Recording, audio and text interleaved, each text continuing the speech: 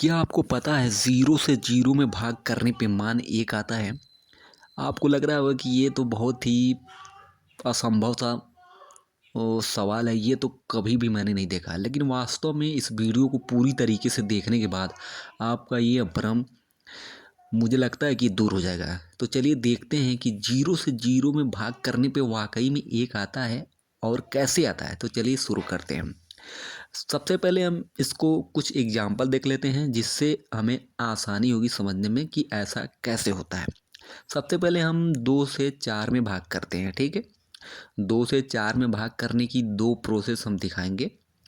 तो सबसे पहले 2 से 4 में भाग करेंगे तो कुछ इस तरीके से आपका यहाँ पर आ जाएगा, ठीक?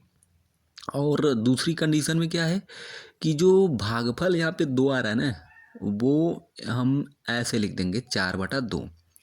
तो इसको भी कैलकुलेट करेंगे और इसको भी, दोनों को कैलकुलेट करने के बाद हमारा जो सूत्र होता है भाग का, वो भाजक गुणे भागफल प्लस शेषफल बराबर भाज्य होता है, ठीक है? तो अब देखते हैं, कैलकुलेट करते हैं कि मान कितना आता है, ठीक है?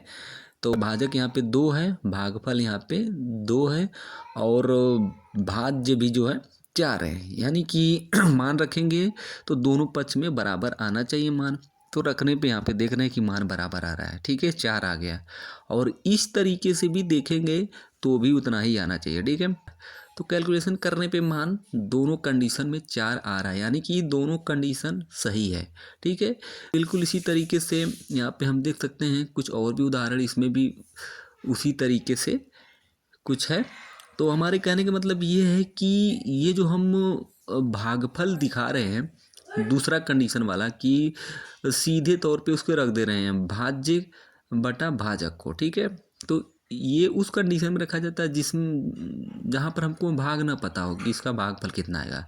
तो ठीक इसी तरीके से अगर जीरो से हम 1 में भाग करते हैं तो देखते हैं इस भाग को। तो यहाँ पर हमको पता नहीं कि कितनी बार भाग जाएगी, तो हम इसको यहाँ पर अप्लाई करेंगे, 1/0 कर देंगे भागफल, ठीक है?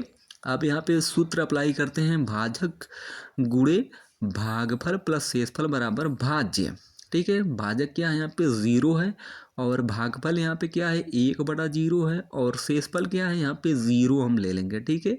और बराबर भाज्य क्या है 1 है। अब मान यहाँ पे रख देते हैं, तो इस हिसाब से यहाँ पे 0/0 हो गया और गुणे 1 बराबर 1 दिख रहा है। तो आपको क्या लग रहा है कमेंट करके ज़रूर बताइए। धन्यवाद।